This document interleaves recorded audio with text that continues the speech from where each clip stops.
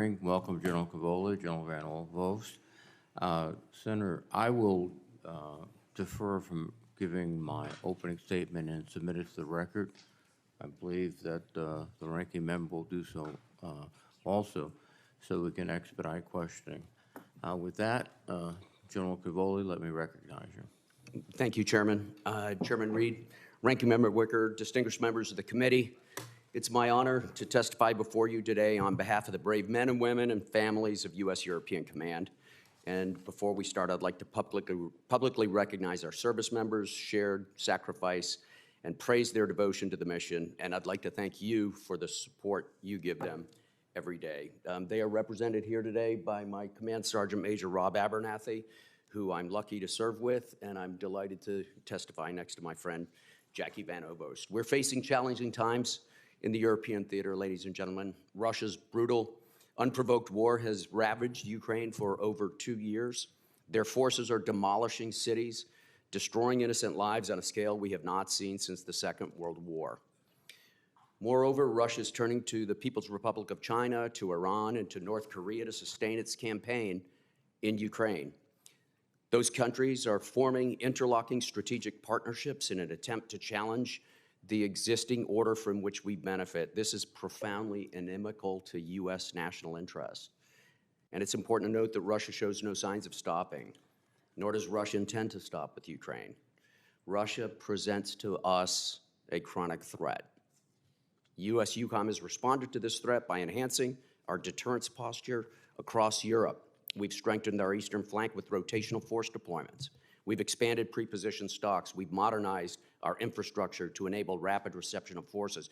And we have demonstrated our ability to reinforce in all domains through dozens of multinational training exercises. So we are ready to defend, and this allows us to deter. And we have deterred Russia from attacking our alliance. U.S. EUCOM is also proud to lead the international effort in support of Ukraine. We do this, as you know, through the Security Assistance Group Ukraine, SAGU, which is led by Lieutenant General Tony Agudo. In the past 26 months of war, the U.S. and our partners have delivered vast amounts of critical munitions and equipment to our Ukrainian colleagues. SAGU has been in the lead, and they have facilitated a full range of training to promote unit readiness. We have ensured that Ukraine knows how to use their new equipment, and just as important, how to maintain it. Nevertheless, Russia persists in its vicious campaign. Meanwhile, Ukraine remains almost entirely dependent on external support to stay in the fight. The severity of this moment cannot be overstated. If we do not continue to support Ukraine, Ukraine could lose. So our efforts are great, but in all of this, EUCOM is not alone. War in Europe has also given our allies and our partners clear purpose and unity. They have seized this opportunity which has been presented by this catastrophe, and over the past year or two, there have been profound changes in NATO. We have new war plans for the first time in 35 years. We have new force and readiness models. They make 700% more European troops available to me as the Supreme Allied Commander than just a couple of years ago. We have streamlined and focused new command structures. We have new authorities that give me, as SACEUR, the ability to respond to crisis in a timely fashion. And European governments are backing these organizational changes with a concrete uptick in investment. In 2024, at least 20 nations are expected to meet the 2% of GDP defense spending, compared to only 3 who met it in 2014. Nevertheless, continued U.S. leadership is essential. Our allies are stepping up, but they require our leadership and our example. And by upholding our commitment to Ukraine and by demonstrating steadfast cohesion with the NATO alliance, we provide a clear deterrent to our adversaries. Of course, should deterrence fail, U.S. EUCOM, along with our allies, is ready to fight and win. We thank you for Congress's unwavering support to U.S. EUCOM service members' missions, to their safety and to their well-being. Chairman Reed, Ranking Member Wicker, on behalf of the entire European Command, thank you for this opportunity today. I very much look forward to your questions. Thank you, General Cavoli. General Van Ovost, please. Chairman Reed, Ranking Member Wicker, distinguished members of the committee, it's my honor to join you today with my senior enlisted leader, Chief Master Sergeant Brian Grzelnik, to represent the men and women of United States Transportation Command as we defend the nation, take care of our people, and succeed through teamwork. I'm extremely proud of our team of logistics professionals who lead the Joint Deployment and Distribution Enterprise, continually exceed expectations, and ensure hope, deterrence, and victory are assured as we underwrite our nation's defense. From competition to crisis, the entire enterprise proudly deliver for our nations, our allies, and partners. We know our success around the globe would not be possible without the steadfast support of this committee and the whole of Congress. The fiscal year 2025 budget request continues to make strides in closing gaps in our mobility areas as we prepare for global operations in a contested environment. A contested environment is the reality of today. Whether in the homeland or abroad, we cannot presume freedom of maneuver to execute our operations with full access to our lines of communication. Our organic fleets, coupled with the vital capacity provided by our commercial transportation partners, must continue to present credible capacity, meaning we must modernize our mobility capabilities to include cyber resiliency and digital modernization. A connected, aware, and survivable mobility fleet and network is needed to maintain our advantage against a capable and determined near-peer adversary. My top readiness concerns remain sea lift and air refueling. Sea lift is the backbone of our ability to deliver a decisive joint force. However, the age of the fleet is dragging readiness to alarming levels. 17 of the 47 organic ready reserve force ships are 50 years or older. To address readiness and decrease in capacity due to the planned retirement of 27 ships in the next 8 years, we must add younger ships to the fleet. Transcom supports Navy strategy to acquire used sea lift vessels from the commercial market and further request to provide the Secretary of Defense discretionary authority to purchase foreign-built used ships under favorable market conditions without restrictions.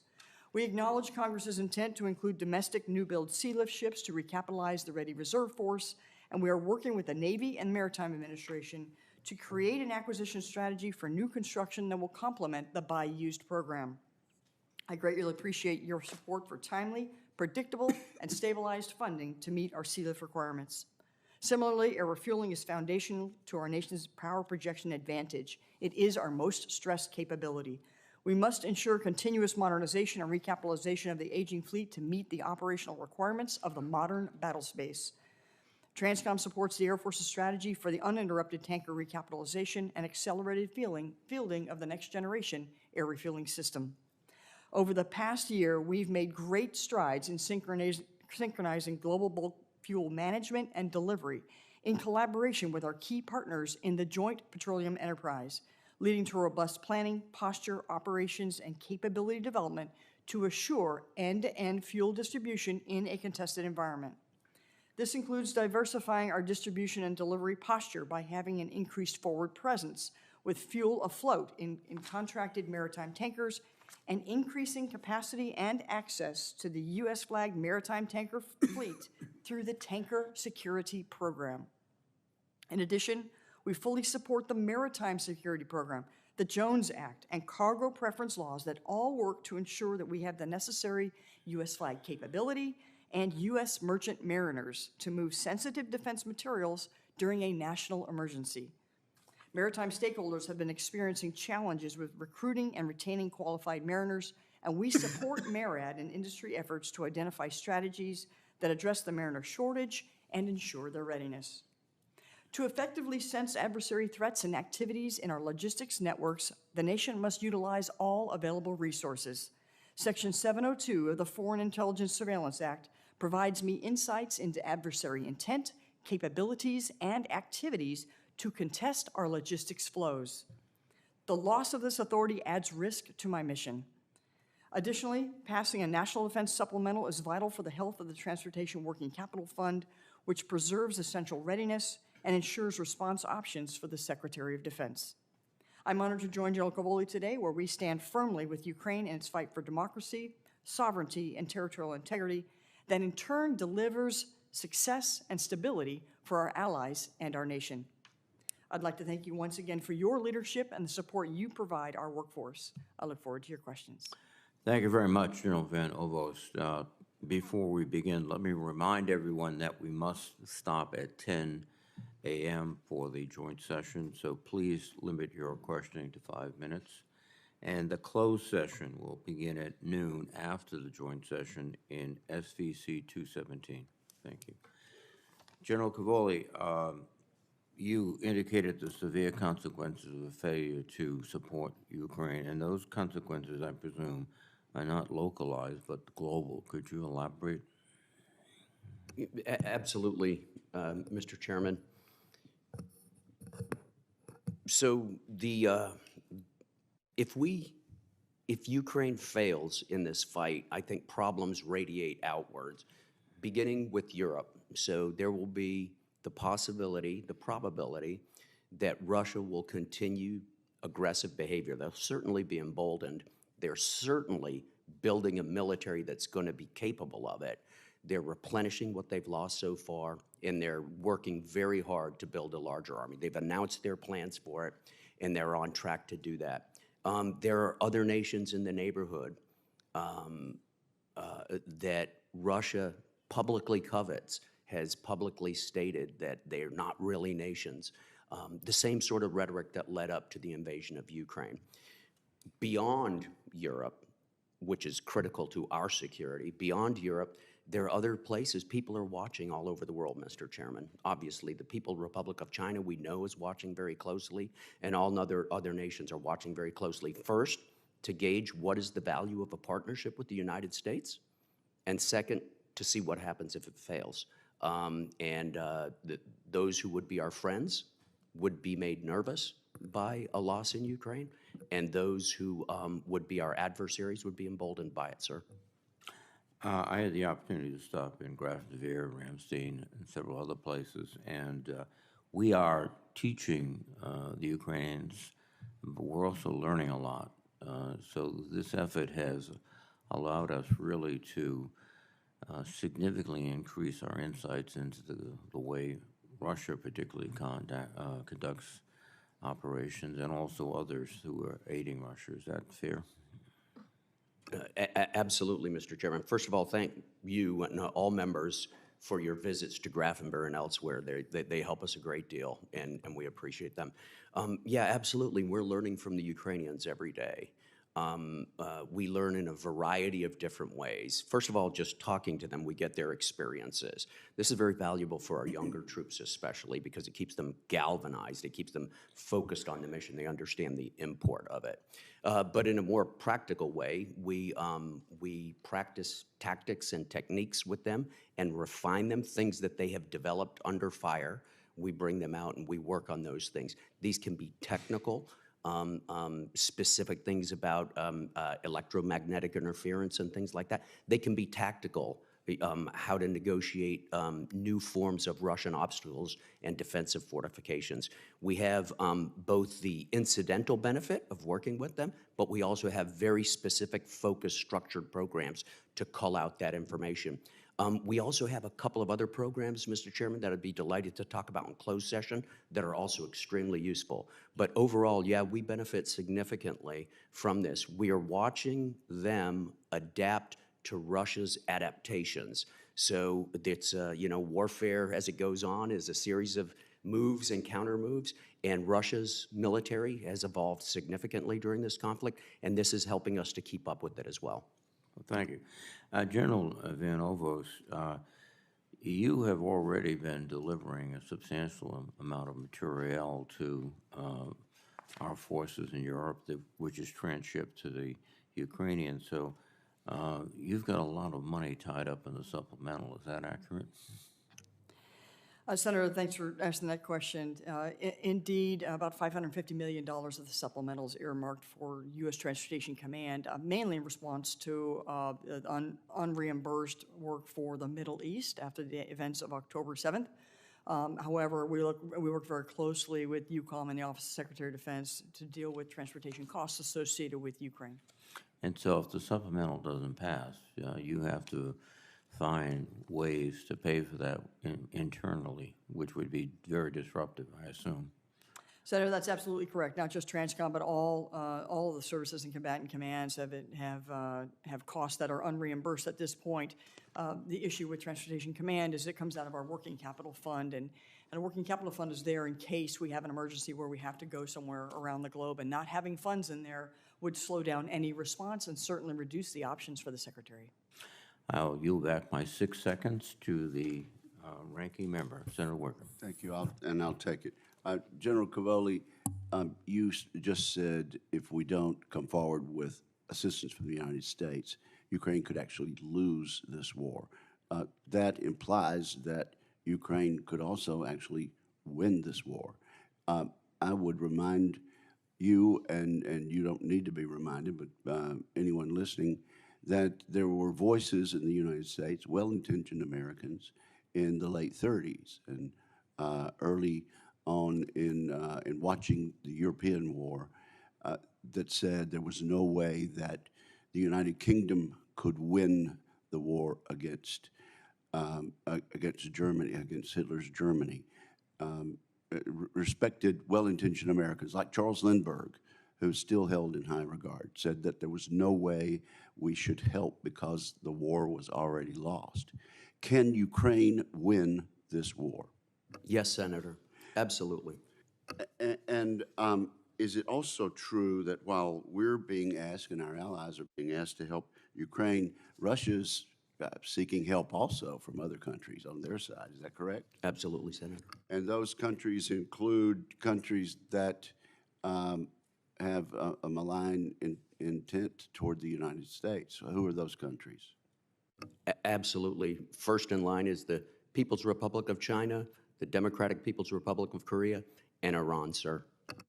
Now, we have the Japanese Prime Minister in this capital city today, and I'll be attending, along with most of my colleagues, his joint address to the Congress.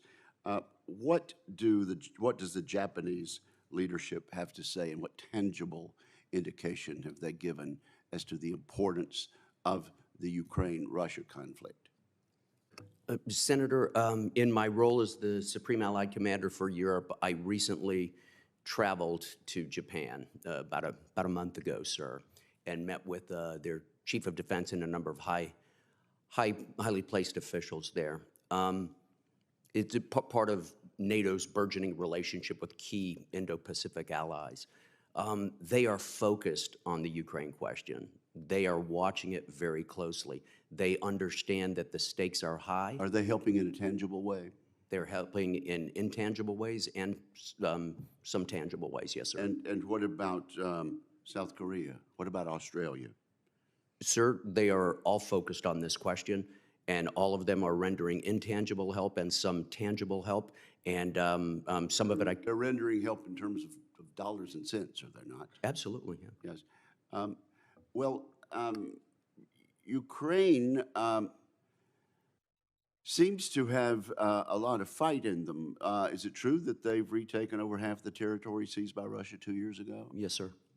And how is it that they have been so successful in the Black Sea? How is it that Ukraine has been so successful against one of the most powerful countries in the world in the Black Sea, and how so? It starts with their determination to have access to the Black Sea, so they're determined. Secondly, they have extremely talented engineers and extremely talented scientists who have devoted this portion of their lives And some to the people in defense of the their audience country. may not be aware to what extent they have been successful. So what has their success in the Black Sea been? They've sunk more than 20% of the Black Sea fleet, but more to the point, they've damaged critical infrastructure associated with its sustenance and its maintenance, and the net effect has been we do not see Russian surface ships west of Crimea ever anymore.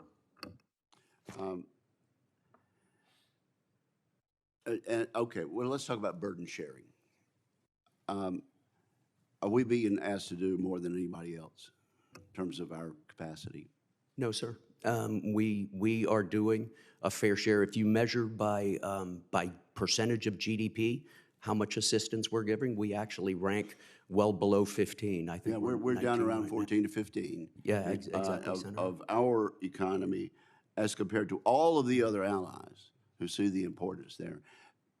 What do our friends and people we want to be more friendly with, what do they think about the likelihood of America keeping its word long term?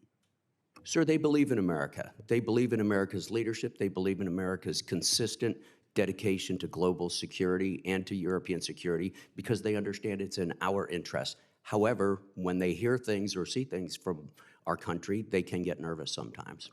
Thank you. Thank you, Mr. Chairman. Thank you, Senator Wicker. Senator Shaheen, please. General Cavoli, General Van Ovost, thank you both for your service and for being here this morning. Senators Reid and Wicker have been very broad and expansive in covering Ukraine, which I appreciate their comments and your responses to that. So I want to focus on the Western Balkans, where we're seeing tensions rise, and I appreciate your attention to that, General Cavoli. A persistent problem is ensuring that U4 and K4 missions are adequately prepared to respond to those security concerns. I think so far the missions have been relying on each other as reserve forces. I think this dual hatting is concerning, and especially as we see tensions increase in both Kosovo and Bosnia. So can you talk about how EUCOM is engaging with our European partners to emphasize the need to establish separate reserve forces for U4 and K4? Yes, ma'am, absolutely, because it's an extremely important question. And as you know, NATO is not a one-problem alliance. We're not a one-problem country. And so it's important to recognize that there are other things going on in Europe that are not good for U.S. national interests. They're also not unrelated to the conflict in Ukraine, as you well know, Senator. The first thing U.S. EUCOM did was get the EUCOM commander to persuade the Supreme Allied Commander to do something about this inside of NATO with regard to the reserve forces and everything. So we have done a complete O-plan review for K4 specifically, and it is revealed that we need not just more forces, but we need heavier forces. We're in the process of sourcing that right now. Nations are being quite generous, but we will put heavier equipment on the ground as well as more people. The second thing we're doing is we're untying the relationship between the reserve forces for the EU mission, Althea, in Bosnia and Herzegovina, and the K4 mission, because as you pointed out, and I agree, that was an economy that we can no longer afford to share the strategic reserve force there. I'd like to call out France for being especially generous. As you know, the commander of the Althea mission is a French Lieutenant General, Hubert Cottereau. He's also my Vice Chief of Staff at the Supreme Headquarters. So in that dual-hatted role, just like I can dual hat, he benefits from his relationship with France. France has put the Charles de Gaulle offshore in the Adriatic and has recently deployed a battalion on an operational deployment for a medium term. So they have upped their forces. Especially important right now, as you understand, because this week in particular, the tensions are significantly higher. So I'm satisfied that we're in a good position right now, Senator, but it's always necessary to keep a very close eye on it. We have run at least 2 focused collection missions to increase our intelligence collection and understanding of what's going on in both of those countries. And I've supported that from U.S. EUCOM with aerial ISR and other things we could talk about in closed session, ma'am. Great. I have several other questions specifically about the situation there, but I'll save those for closed session so I can ask General Van Ovost a question about the National Guard Bureau's decision to level Air National Guard units and the impact that that's going to have across the country. We're concerned about that impact on the 157th Air Refueling Wing in New Hampshire, where we have the KC-46s. So can you have you been briefed by the Guard Bureau on what they're planning, and are you concerned about the impact that'll have on Transcom? Thanks, Senator. You know, as you know, 2/3 of our air refueling force are in the Guard and Reserve. They bring such a great capability and absolutely required. We could not do our mission without them. So this is an issue that's emerging that I am tracking. I have not been briefed by the Air National Guard, However, we've looked at, I have no immediate concerns, but as we look into the out years as how this is going to be leveled out and where the capabilities are going, we're going to track that very carefully for the Guard. Well, again, we're concerned that the 157th is going to be affected, and they have major responsibility for refueling over the North Atlantic, and they have been called in the past to help with missions in Europe, so I hope you will track that closely and that we can make sure that doesn't affect their ability to do their jobs. Yes, ma'am. The 157 has led the way for the Guard for integration of the KC-46, which is absolutely the future of air refueling. Thank you. Thank you, Mr. Chairman. Thank you, Senator Shane. Senator Fisher, please. Thank you, Mr. Chairman, and thank you both for being here today, and thank you for your service. General Van Ovost, the California Air Resources Board has a proposal that would significantly impact the ability of the National Rail Network to support the movement of Department of Defense equipment and material deployment to the West Coast. This proposal would impose unrealistic emission standards and require zero-emission locomotives, which do not exist because that technology is not even commercially available at this point in time. And this means that about 65% of the nation's locomotives would be prohibited from operating in California starting in 2030. What would the operational impact be if railroads could not service routes in California or had to divert cargo to other areas to meet the DoD logistics requirements? Senator, we rely every day on this nation's transportation network, whether it's seaports, it's rail, or it's roads. So when I think about the reduction in capacity across California, I have 15 nodes in California that we use from 2 different railroad lines, and we have 5 ports, one of which is our only West Coast ammunition port for containerized ammunition, which is critical to our operational plans. And of course, we have close relationships with the railroad industry, and so we are working with them as this is emerging, and they're understanding what the implications are. Initially, I believe that any increased costs will be passed directly on to the customer, but I am concerned about the technology and their ability to recapitalize between now, the readiness of now, and the readiness of future if they have to transition. Have you expressed these concerns to the administration? I have not. Do you plan to? In my normal course of action through the Secretary of Defense, if this is going to impact national security, I absolutely will. Thank you. When we look at the requirements that you have and the plans that you have, if we are seeing conflict take place in the Indo-Pacific, how would a surge of forces be impacted? Yes, ma'am, we think about options every day, and we run several planning events and several simulations that would occur around the globe, these globally integrated plans, should we have to surge for an event like the events after October 7th. And so we think about it, and we run these simulations, and we ensure that we have readiness for the fleet. The most important thing is to ensure not only do we have the capacity, but it's a credible capacity to operate in the environment we expect to be in. We expect it to be contested, and an example right there is the Red Sea. Thank you. General Cavoli, I'm concerned about the increasing cooperation between Russia, China, Iran, and North Korea, which we're seeing the impact of in real time with Russia's war against Ukraine. How is UCOM altering its posture to address the strategic dilemmas created by these partnerships? Thank you, Senator.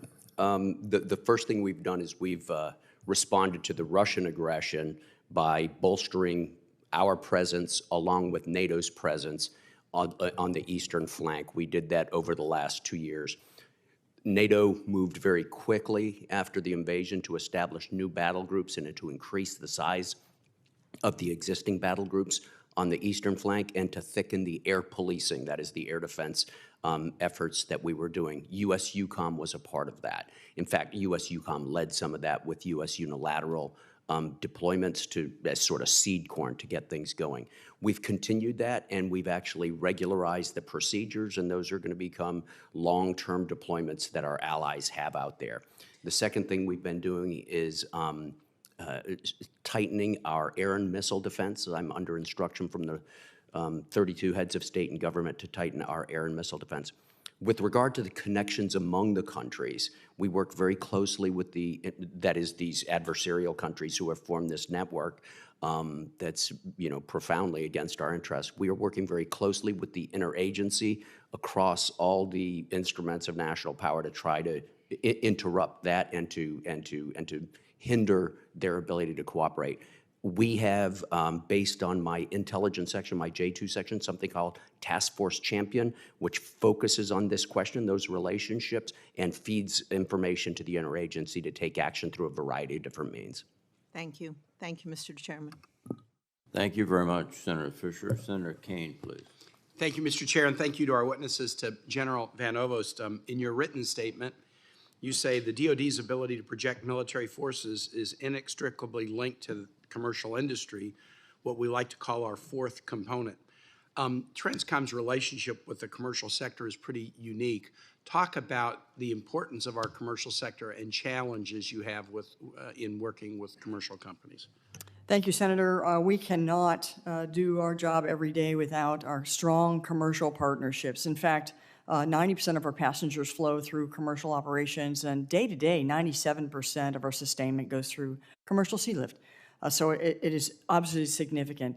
And while that's the opportunity to use them and use their networks is significant and provides us an asymmetric advantage, the top vulnerability concern I have with them is through cyber, frankly. We have heard, even from the CIA director, that the PRC has infiltrated some of the logistics networks of our commercial partners. So we've been working with them on how to secure their systems through the no-cost cybersecurity collaboration center and the Defense Industrial Base work that we've been doing, and they are paying attention at the CEO level. That's great. In your written statement, you also mentioned the Joint Communications Support Element, which is part of the Joint Enabling Capabilities Command in Norfolk. Why do you mention them specifically, and how important is it that they be recapitalized? That Joint Communications Support Element provides deployable communications on air, land, and sea in support of standing up joint task forces. So if we go into a crisis mode, they need to have the modernized equipment to be able to support the Joint Task Force commander around the globe. And we have done that multiple times here, I would say, in the past couple of years. So we need to make sure that their equipment is modernized. Thank you for that. General Cavoli, talk to us a little bit about how Sweden and Finland are integrating into the existing NATO military structure. Absolutely. Thanks, Senator. So first, I think it's important to note that Finland and Sweden have been cooperating for years with NATO, not just in training, but in operations. They've also been very closely tied to the United States in bilateral agreements. They're also closely tied among the Nordic countries through multilateral arrangements that they have among themselves. All of those things made it extremely easy to integrate those two nations militarily into the alliance, sir. The Supreme Allied Command Transformation is formally responsible for the integration effort and the integration documentation. That was completed in record time for Finland and will be for Sweden as well. They have already been incorporated into the regional plans that NATO has approved in the past year. In fact, it took less than 5 days for us to bring the inclusion of Sweden forward to the North Atlantic Council and register that as an amendment to the plans. So overall, it's all been extremely easy because we have such a long history with them and because they have invested in defense over the years. Defense investment has not been the strong suit of many nations in Europe over the last 40 years, but it has been in Finland in particular. And Sweden has a radically stepped up defense budget right now. So both of them have maintained high capabilities and good capacity, and they're really welcome in the alliance, sir. Well, I know everyone on this committee understands this, but for the public, if you'd gone back 5 years and polled in Sweden or Finland about whether they wanted to join NATO, you would have been lucky to get to 25% yes. The Russian invasion of Ukraine has caused the scales to fall from folks' eyes about what the likely threat scenario is. And the deep desire of Sweden and Finland to join NATO demonstrates a reality we have to be aware of, and also demonstrates the vitality of NATO and other organizations of like-minded democracies. Let me ask you one other question. The Radford Arsenal in Virginia produces munitions that are critical to the battle in Ukraine, but I think it's also important that munitions be produced closer to theaters of war. Talk about your discussions with our NATO allies about munitions production ramping up in Europe. This is something we talk about a lot, Senator, as you might imagine. Right now, Ukraine for 155 millimeter shells is mainly dependent on U.S. production. European production has just not gotten up and running yet. It is increasing. It's increasing, and there are certainly plans and investments to make it go faster, but they're still ramping it up. Some countries have converted former factories very rapidly. Slovakia, I would point to here, is producing a significant amount of 155 NATO standard ammunition right now, but really there's a lot of work left to be done. The EU and NATO are cooperating closely on lifting production, and I believe they're going to break down some barriers and get that going. I do think it's going to be a few months before we see U.S. levels of production, though. Related to that, Senator, is the, I'm sorry, sir. Thank you very much, Senator Kane. Senator Ernst, please. Thank you, Mr. Chair, and thank you, General Van Ovost, and thank you, General Cavoli, for being here today. I want to thank both of you for your continued service and commitment to Ukraine. It has been a very difficult time, and General Cavoli, I'll start with you because I did just return from a trip to Poland, Ukraine, where I spent 3 days with a delegation traveling across the country into many different areas, and then into Moldova, which is one of those other areas that's pretty tenuous right now. It's pretty darn clear that the American political system has been very ineffective in providing the needed support to a fellow democracy there in Ukraine. So as we await the House's finalized decision on a supplemental package, what more can you do in your role to leverage assistance from friends and allied nations in Europe or other areas to provide support for Ukraine? We work that very, very hard, Senator, as you know.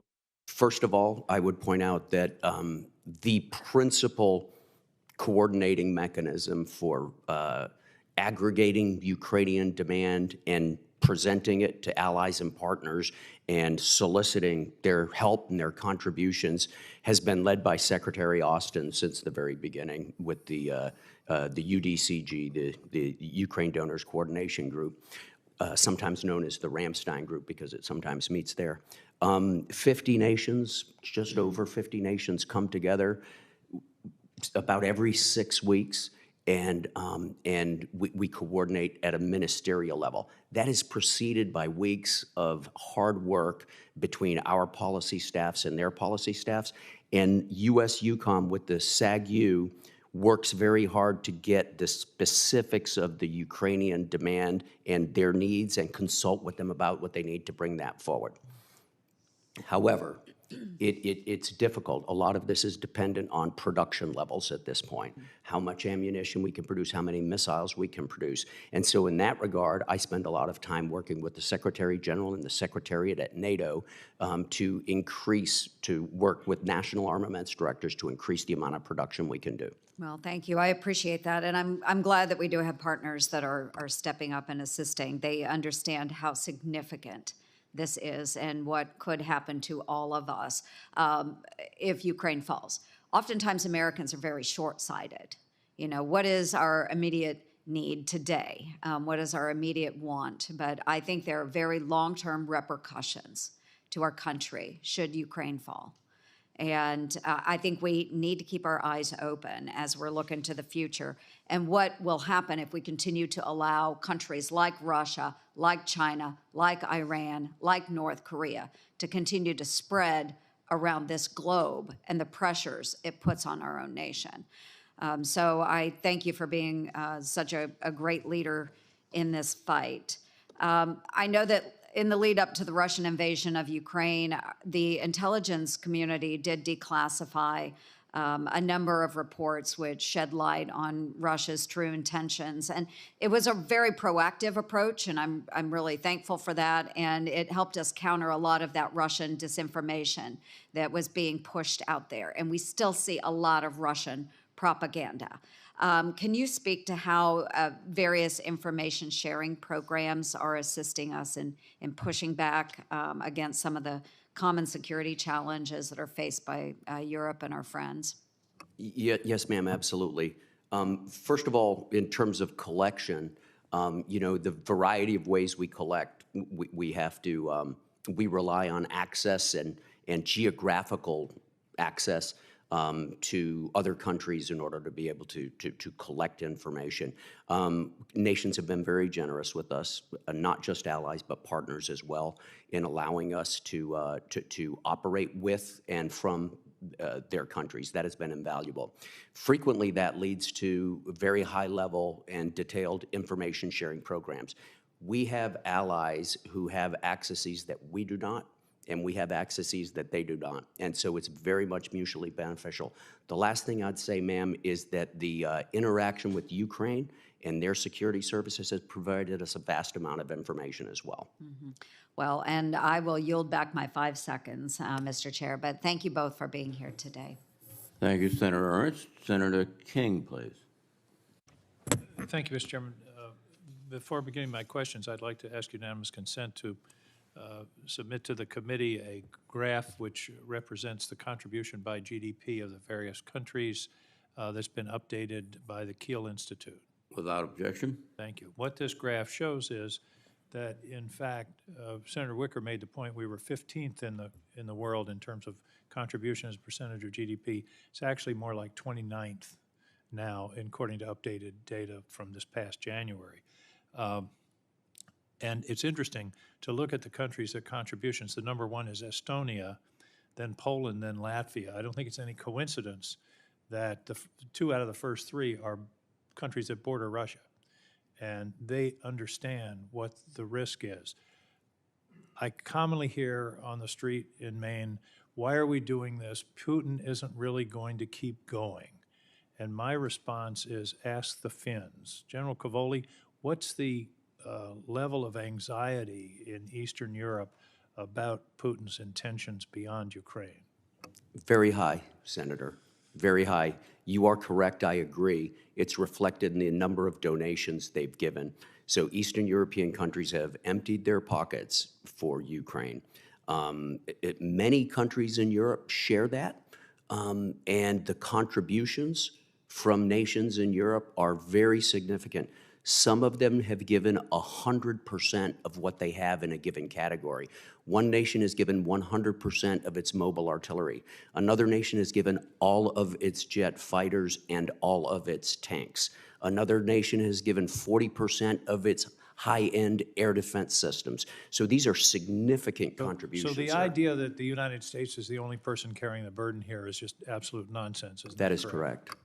And it's, when Switzerland is giving more to the cause than the United States in terms of percentage of GDP, I think that makes a statement. Cyprus, countries just going down the list, Sweden, Croatia, Hungary, Finland, Romania, these are the countries that know Russia, and that's why they're in so deeply in this conflict. Is that correct? Yes. And going down some of the other arguments that I hear, Ukraine can't win. It really appears to me that this is a battle between industrial capacity and being able to supply weapons. Russia has vastly increased its capacity to generate, for example, artillery ammunition. Can the Ukrainians win if they have sufficient material to carry this fight? Absolutely, Senator. They have the skill, but most importantly, they have the determination to accomplish their goals. They need external support, until they're able to generate their own industrial production. I agree with you that in a long war like this, it's in large part a matter of industrial production, of output. Once that output is achieved, the side with the greater determination will win, and that would be Ukraine. And if we fail to pass the supplemental and essentially walk away from our commitment to Ukraine, that's exactly what Putin wants. Is that not correct? Oh, absolutely, Senator, because we are now in critical areas, munitions especially, their main provider. Without our help right now, they will not be able to stay in the fight. And the Russians have an active disinformation campaign to convince our political system to essentially support Putin's war. Isn't that correct? Senator, the Russians maintain extremely active disinformation programs. They always have and they always do, but they are in overdrive right now, and we know that definitively. Thank you very much, General. Your testimony is very important.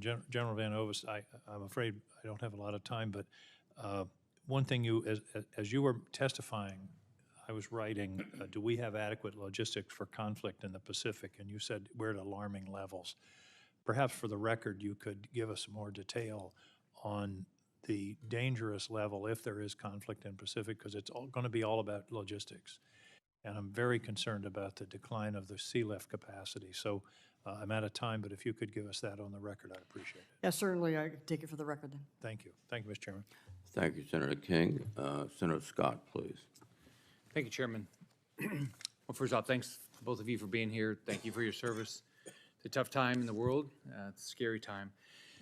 So, General Cavoli, can you just talk about our troop posture in Europe? And you know, when I first came up here, I was at the Munich Security Conference, and Germany basically said they're not going to meet their 2%. They don't have any interest in meeting their 2%. They're not going to ever meet their 2%. They didn't care about meeting their 2%. We still have a lot of our allies in Europe. They're not willing to meet their 2%.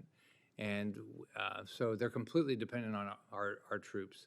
So do you think we have troops in the right places, or how do you deal with the fact that you supposedly have these allies that say they care about their own defense, and they wouldn't actually, in theory, come to our defense, but they're not even willing to invest even the 2% that they're investing?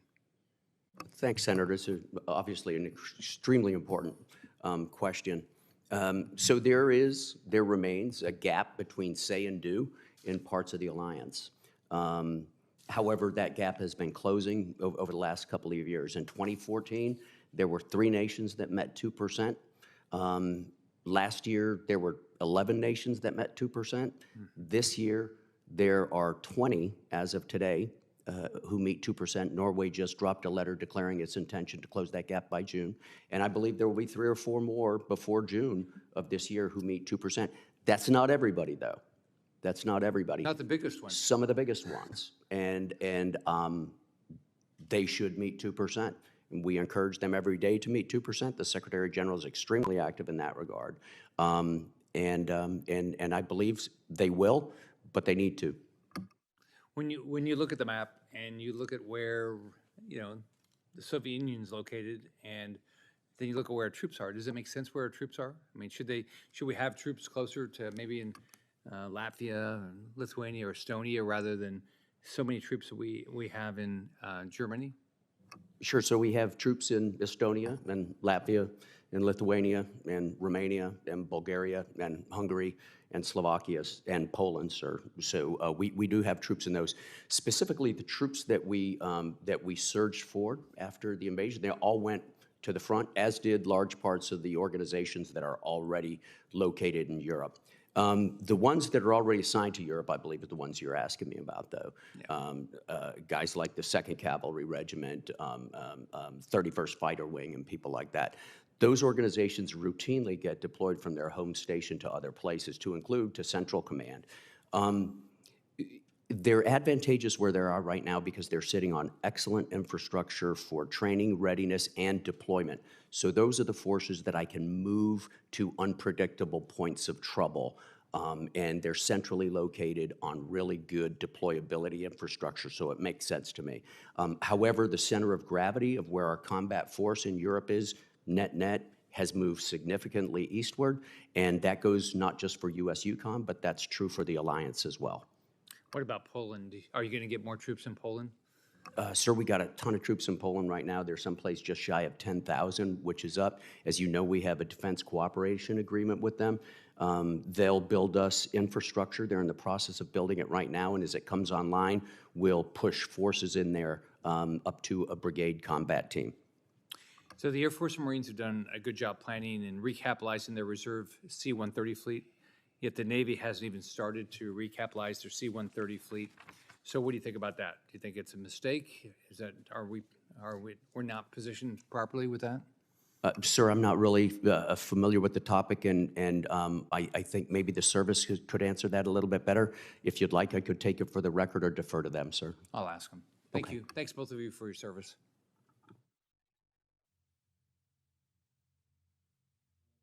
Thank you very much, Senator Scott. Senator Blumenthal, please.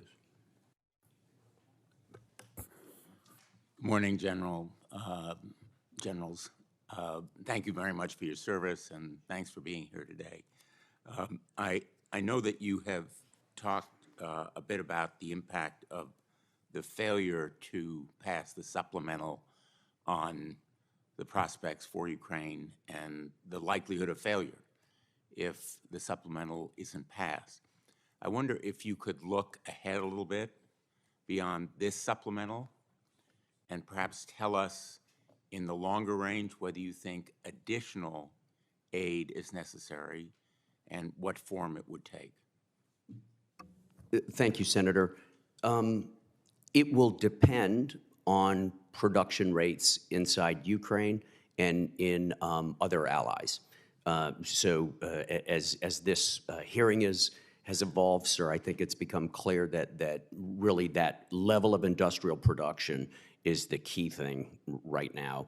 Nations have given a lot from existing stocks, but as those go down, production becomes more and more important, not just in terms of capital items like large end items like tanks and things, but also more importantly, consumables like ammunition and missiles and things like that. So the rate of industrial production is going to be the real answer to that question. How much more will be required and when, sir? My understanding is that the attack last night, or maybe it was, I guess it was last night in Ukraine, showed again the real dearth of air defense and the impact of the ongoing reign of terror from the skies. Is there not any possibility of right away providing more Patriot missiles, more air defense, since as I traveled around Europe and in Poland, there were a lot of Patriot missiles guarding sites, and obviously they need to be there, but I'm just wondering whether, 3, 4, or 5 of those Patriot missiles facilities would make a big difference. Sir, 3 parts to the air defense question: radars, launchers, and the missiles to shoot out of the launchers. We approach all of those sometimes together and sometimes in part. Right now, the Ukrainians could use, their launchers aren't the most important thing, the missiles are the most important thing. And we're soliciting those around. The Office of the Secretary of Defense is extremely actively looking for Patriots right now. You're correct, the attack last night was an illustration of why it's so important for us to keep funding. Right now, the main source of high-end interceptors against ballistic missiles and high-end cruise missiles is the United States, because we have the inventory and the production capability. And therefore, that supplemental is so important. Without it, the attack last night, which included at least 10 Tu-95 heavy bombers launching everything they had simultaneously, an attack like that last night would go almost totally undefended until machine guns tried to shoot down the cruise missiles. So this is vital, sir. Thank you. Separately, I'm chairman of a subcommittee of the Homeland Security Committee called the Permanent Subcommittee on Investigation, which is conducting an investigation of American chips, semiconductors, parts, and components that are commonly found in Russian missiles, drones, and I'm sure you're familiar with this issue. President Zelensky, on my last trip, the chairman was with me, literally handed me a folder of photographs and charts showing the different components in Russian ballistics, drones and missiles. And we had a hearing yesterday in the Homeland Security Committee showing how porous our export controls are.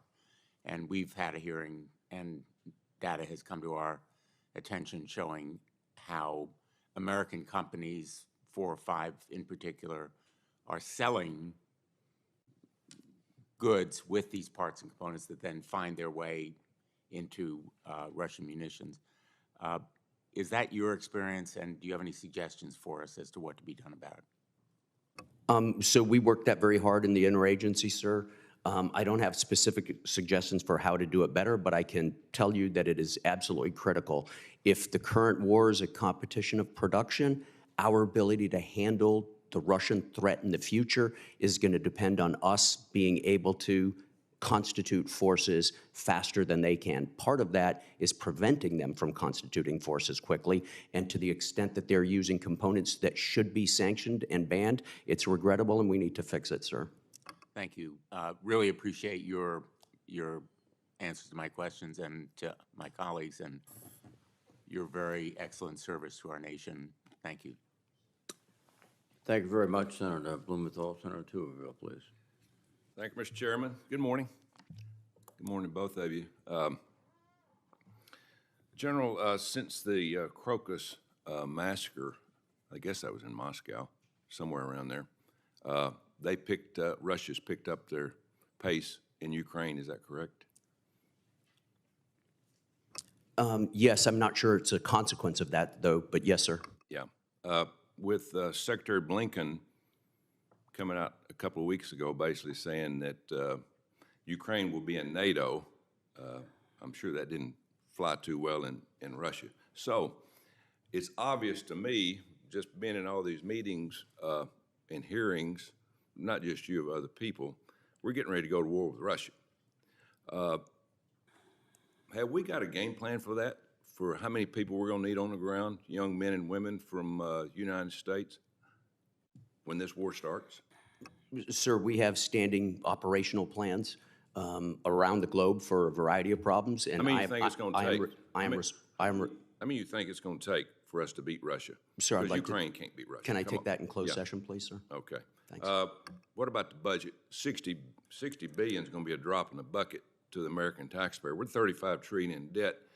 What is this going to cost us? I know y'all surely put the numbers to that of our conflict versus Russia when this all starts. Have we done that? Sir, the number I would have to talk in closed session about also, but I agree. If we were to go to war with Russia, it would the money we're spending in Ukraine would be a drop in the bucket. Yeah. Where are we going to get our energy from when this starts? Because they don't have any in Europe. The Saudis, I don't know where they're going to help us out. We're going to have to buy it from Ukraine, I guess. I mean, Iran, because we're not pumping the oil and gas that we need. Where are we going to get our fuel for a war like this?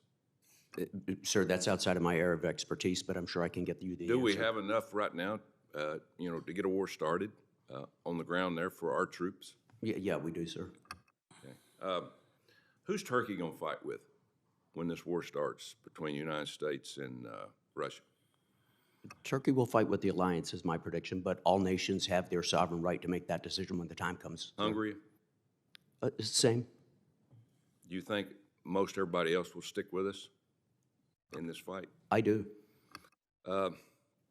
Everything that I read over the past few months is most of the militaries in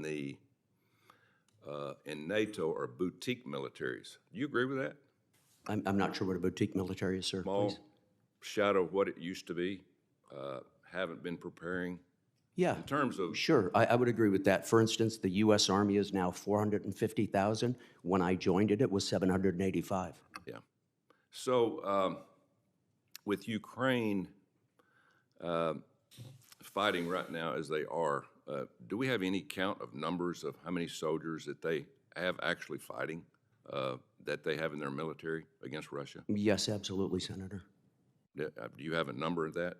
Yeah, it's between 900,000 and 1 million right now. Ukraine. Yes, sir. How about Russia? How many they have deployed within Ukraine? Not on the borders, but how many do they have deployed in Ukraine? Inside the country, 470. Outside the country, more, and then they have the rest of their military. Yeah, my understanding is after the massacre, they have been growing at 40,000 soldiers a month that are volunteering for the military. Is that pretty good intel or not? I'm tracking 30,000, but yes. 30,000. So growing more than it was before the massacre.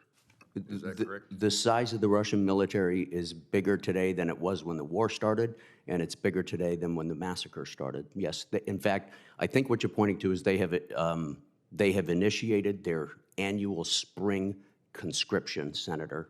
That is, they do that every spring. This year they did 150,000, they announced, that they intend to take in under the draft. That's right about average for a spring conscription. The difference is this year they are offering those conscripts after 1 month of service the option to sign a contract, get paid in exchange for being able to be sent to Ukraine to fight. Yeah. Do you feel a sense of urgency in our supply chain now of building the munitions that we need? Because they have not been there. I know in my state of Alabama, there's not been a lot of sense of urgency of building javelins and things like that. Now, we're building them as fast as we can, but there's no sense of urgency. Sir, I sense an increased urgency and demand. I can't speak to whether there's an increased urgency in the base itself to produce. Thank you, General. Thank you, sir. Thank you very much, Senator Tuberville. Senator Kelly, please. Thank you, Mr. Chairman. I agree with Senator Tuberville's remarks about building the munitions that we need. I mean, it's critical that we restock our supplies of the munitions that we've shared with our Ukrainian allies. And we've depleted stockpiles. And by passing the emergency supplemental, we have an opportunity to resupply our forces with new munitions, some of which could be made in Alabama. I think what I don't agree with is the definitive language about we are getting ready to go to war with Russia. I don't feel that is the case. And using language about when this war starts. My view is that we should do everything we possibly can to avoid going to war with a near-peer adversary like Russia or China. It is not in our best interest to do that. So General Cavoli, first of all, thank you for your service. I'm interested to hear just a little bit more about what you feel the best way in Europe right now is for us to avoid a conflict with Russia. Thank you, Senator. And yes, I agree. My job is to deter, both in my NATO role and in my U.S. role. My primary job is to deter aggression and to avert a war, not to fight one. Now, there's the paradox, of course, that historically we deter by preparing. Si vis pacem para bellum, and we are certainly prepared militarily to fight whoever we need to. How to do it? First of all, by training, but secondly, I think inside the alliance, the most important way to deter is by doing it together. And so the comments from members of the committee about the lamentable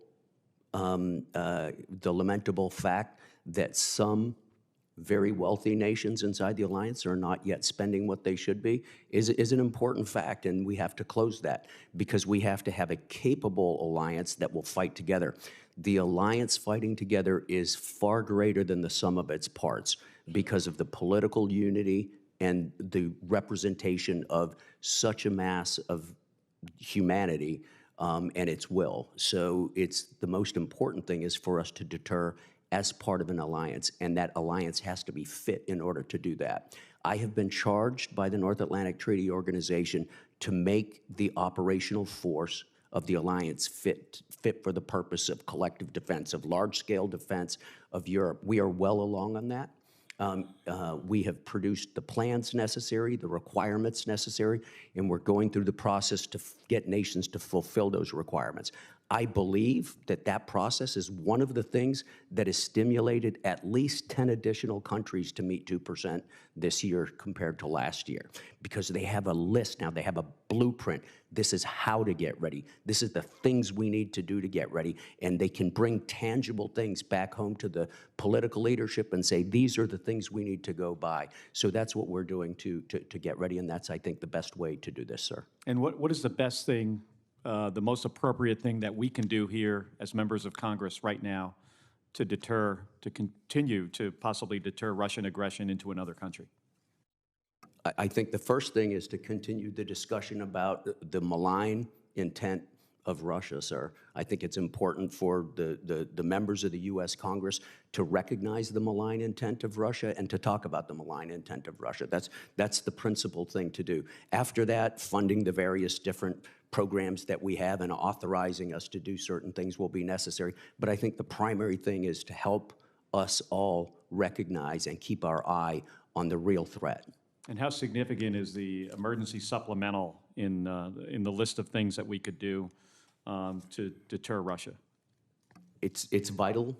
I think if Ukraine fails and Russia succeeds, it will be a big setback for deterrence. Russia will be emboldened. They'll be geographically in a better position from a military perspective. So there are many things that will be damaged in our ability to deter. One of the things that would be damaged in our ability to deter is it's likely that the number of nations who want to side with us could shrink. And so I think it's absolutely imperative for all of those reasons. Well, thank you, General. And Mr. Chairman, I'll have a question to submit for General Van Ovost on maritime security. Thank you. Thank you, Senator Kelly. Senator Budd, please. Thank you, Chairman. And thank you both again for being here. General Van Ovost, the collapse of the Francis Scott Key Bridge, horrible. But it highlights the larger issue I think that we need to address, and that's how a single piece of destroyed infrastructure can shut down multiple modes of transportation. If I'm not mistaken, a number of critical military supply ships that are stuck in Baltimore Harbor in addition to road traffic that's been diverted. So how resilient are our ports of embarkation? And for instance, like in North Carolina, Military Ocean Terminal Sunny Point, in the event of a conflict, and if our adversaries should decide to conduct cyber attacks or sabotage infrastructure. And then if you would follow that up with how we can be helpful here securing these critical nodes. Yeah, thanks for that question. As I mentioned, we cannot do what we do without the substantial private infrastructure here in the United States, roads, rails, and seaports. With respect to the Francis Scott Key Bridge, a tragic event, but we think about how do we recover very quickly, and the fact that we had a few ships that were essentially blocked in. But that's why we have so many ports. We can afford to lose a port and some capacity. We can't afford to lose them all. So we do many efforts to ensure the resiliency of the ports. We work directly with the port managers on all of our strategic ports on our alternative plans should there be problems there, as well as in a state of emergency, how would we use their resources? But it also comes to the fact that some of the ships that were behind the lines that couldn't get out, actually we wouldn't use them anyway because they're in such a state of disrepair that we wouldn't call upon those ships. It goes back to how old these ships are and how we need to continue with the recapitalization program, which is one of the number one things we can do here, is to ensure the readiness of the force, not just the capacity, but credible capacity to fight in the uncontested environment. Thank you. Slightly different topic. In your opening statement, you argued for the need for a supplemental, correct, General Van Ovost? That's correct. Here's what I'm trying to reconcile. For the third year in a row, I see that you didn't submit a single unfunded requirement. Why was, even though that's required by 10 U.S.C. 222A, Why are you asking for supplemental and then yet didn't submit unfunded requests? Certainly, supplemental is critical for the Department of Defense and for U.S. Transportation Command. It's critical because we have not been reimbursed for funding associated with the events after October 7th in the Middle East. And that is eating away at our reserves, and those reserves are there. Our working capital fund is there to be able to respond at a moment's notice to meet our nation's most critical priorities. So that's associated with authorization to spend transportation funding in that area. With respect to the unfunded list, we worked very hard with the Department of Defense to balance the resources to meet today's readiness requirements and to be able to transition into the future. And this budget directly addresses our recapitalization requirements. It begins to address our contested logistics requirements to include posture forward and cybersecurity needs. Thank you, General. General Cavoli, last week, Deputy Secretary of State Kirk Campbell, he said that Russia had almost completely reconstituted its military. Do you agree with that assessment? And what can you tell the committee about the current state of Russia's conventional and industrial capacity? If you'd speak broadly here in as many details, and also in the closed session, if you could add to that. Yeah, absolutely, Senator. I will add to it in the closed session, first of all. But generally speaking, Russia has been working extremely hard on reconstituting its forces. And they're being quite successful, especially in the ground forces. So the attrition that they've suffered so far has been very significant, but it's been localized. It's been mainly in the ground forces. They lost a couple thousand tanks in the ground forces. They've lost as many as 75,000 killed from the ground forces, but they've replenished those. They've got tank production going on. They've got tank refurbishment going on, and they've got tank repair going on. And they have managed, they still have as many tanks functioning inside Ukraine as they introduced at the beginning of the war. So if you looked, General, at their capacity February of 2022 as a percentage, 0 to 100, where would you say they are today? If they were 100 in February 2022 and it's been diminished and then they've reconstituted according to Kirk Campbell, where are they now? Numbers of soldiers have increased. No, just in total capacity. Well, that's a really hard thing to do because... Are they back where they started? Are they more? Are they less? They're a little bit behind where they started, but not by too much, sir. But it's really hard to give a numerical answer to something like that. I could go, function by function, or I could go arm of the service by arm of the service and give you a good, rich answer that gave you a good feeling. But the overall message I would give you is they've grown back to what they were before. They've got some gaps that have been produced by this war, but their overall capacity is very significant still, and they intend to make it go higher, Senator. Thank you both, Chairman. Thank you, Senator Bud. Senator Peters.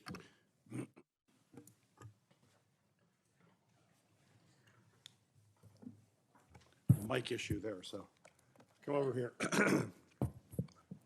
Well, welcome, both of you. Thank you for your service. General Cavoli, the state partnership program has an incredible history of building trust and capability with important allies over the past 30 years, and I know you're well aware of that. Two key Arctic allies, Finland and Sweden, will soon join the state partnership program to be paired with National Guard units. These state partners will certainly play a critical role in integrating these countries into NATO. And in particular, I would argue that pairing Sweden with an experienced Yukon partner like the state of Michigan, National Guard, would facilitate a seamless transition into NATO. But my question for you, sir, is with this in mind, how is Yukon planning to take advantage of the expansion of the state partnership program into both Sweden and Finland? And are there certain capabilities that would be particularly helpful to you as you think about this expansion? Thank you, Senator, for the great opportunity to talk about the state partnership program. You'd have to look pretty far and wide to find somebody who's a bigger fan of state partnership than I am.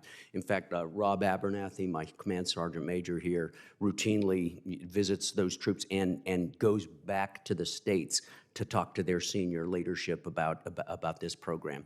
It's vital. It is expanding, as you point out, but not just among our allies. As you know, the state partnership program has been vital to our ability to bring partners into the alliance and to take countries that didn't consider themselves to be partners and make them partners. This has been especially valuable lately. Austria has become a state partner this year, a nation that's had a post-World War II tradition of neutrality. So it's a big step forward in terms of their understanding of their responsibilities for collective defense. You can't just sit in the middle of a bunch of safe countries. You have to be part of that. Switzerland also, in fact, this morning I received an email from Ambassador Miller telling me that that Switzerland had sent its letter to me asking me to endorse their state partnership request, and I've talked to Dan Hokanson about that, and I think we're going to go forward with that. Specifically with regard to Finland and Sweden, Michigan and the various other states have very broad-based capabilities, and we would just like them to continue to pull Sweden and Finland toward the alliance. As you know, both of those militaries are quite capable, and they don't need coaching on this or that. They just need continued partnership, Senator. Yeah, great. Thank you, General. General Van Vost, as you know, contested logistics and sustainment during a potential conflict is clearly a significant challenge for our forces in the Indo-Pacific. And despite our forward position units, pre-positioned stocks and regional allies and partners, our ability to refuel, rearm, and repair under fire will be severely tested in any conflict. In preparation, I believe that we would argue we need to do more exercises like Talisman Sabre with large-scale sustainment rehearsals and major fuel offloads to test our contested logistics. So my question for you, General, is what role does TRANSCOM play in rehearsing contested logistics as part of large exercises? And is it your intent to make sure that logistics plays a central role in all future major exercises, particularly in the Indo-Pacific area? Yeah, thanks for that question, Senator. Across the entire joint deployment and distribution enterprise, we've seen how everyone has mobilized to support our partners like Ukraine with fuel, ammunition, equipment, supplies.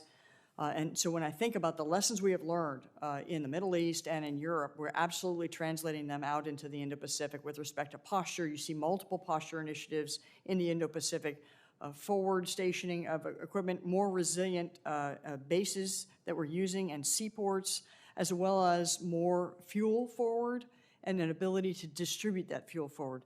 So again, this is not merely about moving supplies forward like we have done with an unfettered access. We work very closely with our allies and partners to ensure that we have multiple resilient ways to come at the problem to ensure that our geographic combatant commands will be successful in any future fight.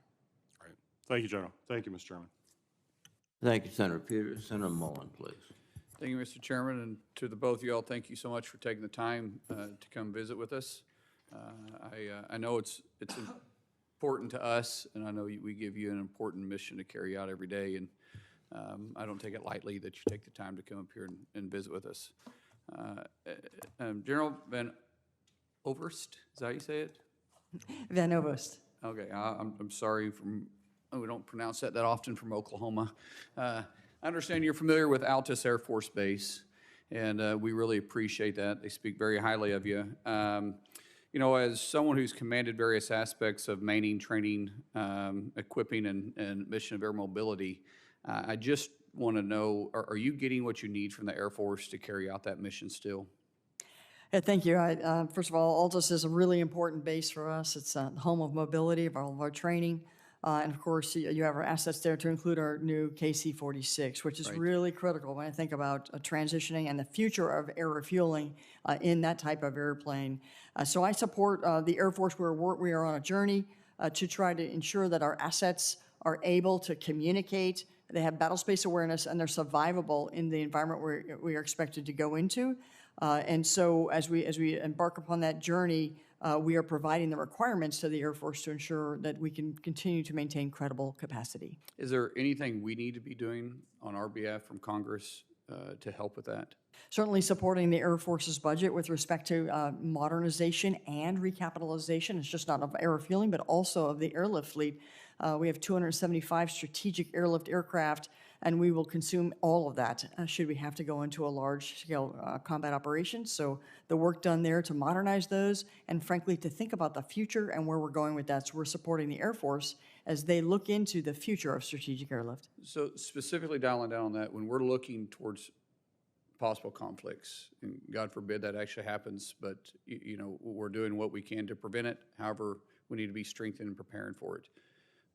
What's the biggest holdback? Is it the DoD defense contractors? Is it requirements? Is it regulations? Is it the slow flow of money? What is it it's the biggest hiccup? I think the biggest thing we think about is the aging fleets that we have, and we have to modernize them to ensure that they can survive out into the future. So, you know, just looking at the capacity, ensuring that it remains credible, and that it is an ability to fund it and have a stable funding that we know that we can count on to lay in those contracts to gain the capability. Moving forward, if something comes up that we can be assistance, please holler at us and let us know how we can help. Sir, looking towards, you know, some of our biggest adversaries, especially in geopolitics, you know, China is obviously playing a big role in that, and ever strengthening their relationships with Russia and obviously Iran. How are we seeing that play out in Ukraine? Thank you very much, Senator. Yeah, so we see direct military support from some of those countries that goes to Russia, and then the Russians employ that material in combat. A great example is the Shahed 136 drone. Right. It's a one-way attack drone. It was created by Iran. It was developed by Iran. It was produced by Iran.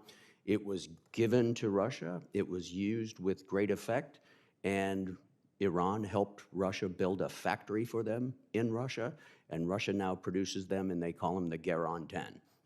And those are used, they were used early this morning to strike Ukraine. That's just one example. Sir, I could go into dozens of examples like this in closed session with you. Some of what we know about this is classified, but some of it's very visible right out there, just like the 136s. Are you able to talk about the cost of what in this session and what it costs them to produce one of those drones? Sir, I could probably talk about it in this session, but I don't have the money figure right off the top of my head. I can take that for the record gladly.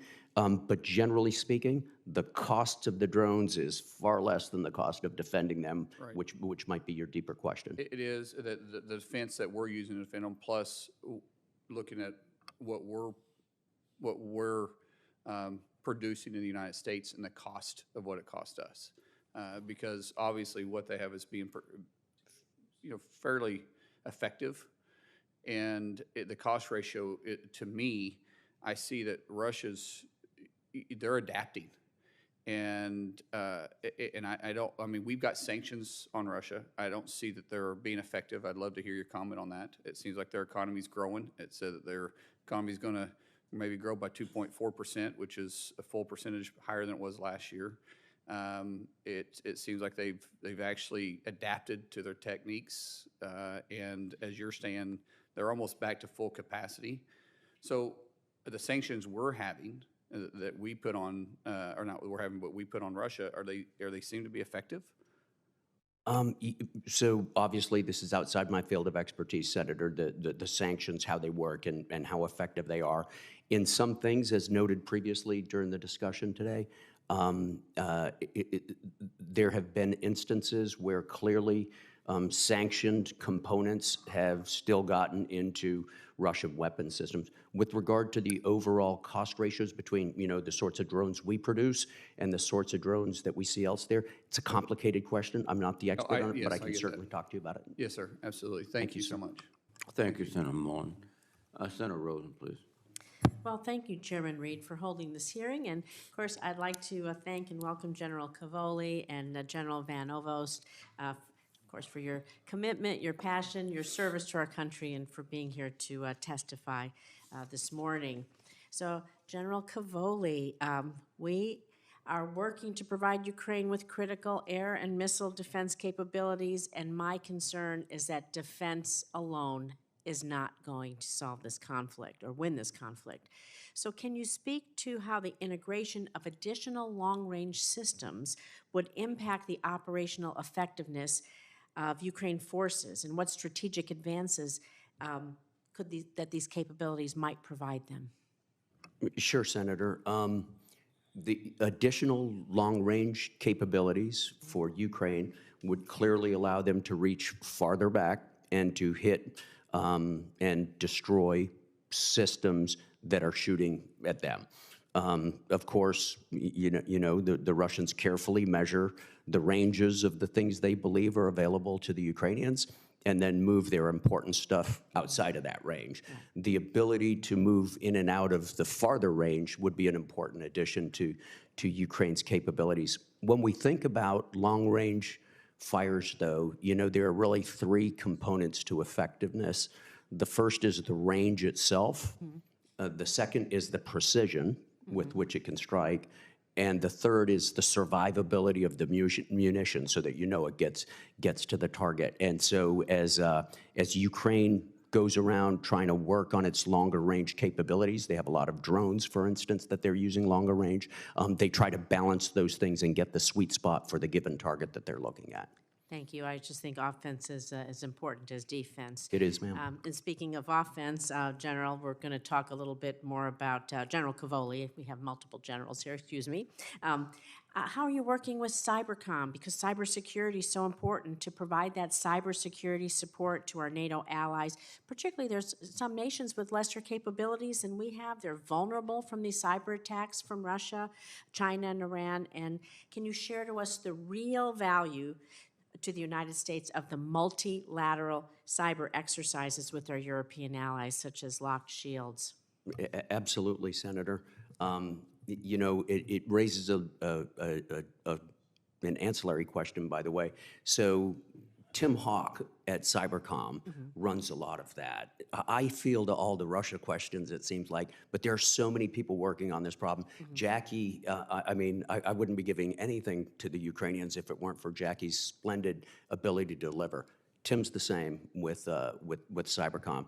He sponsors and co-sponsors with us these multilateral exercises that allow us primarily to illuminate vulnerabilities in networks in our allies and our partners, and for the alliance's own proper, the networks we own as an alliance proper. They're very, very valuable. But then we follow up with cyber protection teams that go forward and do what Tim calls hunt forward operations, and we help them defend their networks forward. It's been tremendously successful, not just with allies, but with partners as well, and with commercial enterprises. As you know, a lot of our transportation works on unclassified systems, and they can be vulnerable. So it's a very valuable thing, ma'am.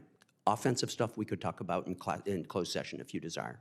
Thank you. And I fully support the idea that Jackies can deliver. So General Jackie Van Ovost, welcome. I want to ask you about logistic operations in the Pacific, because from the Berlin airlift in 1948 to the chaotic evacuation of Afghanistan by air, history really has shown us the extensive resources that we really need to undertake a complex airlift operation, even in a relatively permissive environment. So how is Transcom, are you actively testing the forces to conduct a large-scale prolonged logistical operation? Should there be a blockade of Taiwan in the future, especially given the threats we know, regional threats in the Indo-Pacific? Well, thanks. That's one of the key things we do in exercises around the globe as well as in the Indo-Pacific. Scenario agnostic. Our ability to deliver at a time and place of our nation's choosing is a strategic advantage. I think about the differences between the Middle East and Europe and Indo-Pacific is we're going to rely more upon the airlift because of the dearth of ground lines of communication. And so as we do analysis on the intra-theater movement necessary to get those supplies to the last tactical 1,000 miles, we are exercising sea lift capacity, which is shallow draft sea lift, running essentially a network below the network of airplanes, because it will fully consume our airlift fleet if we fly everything.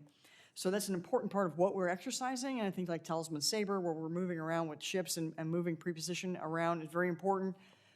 Pre-positioning capability to include fuel forward is important, as well as ensuring resilient ports and airports for defense and our ability to survive, essentially to aggregate to fight and disaggregate to survive and regenerate.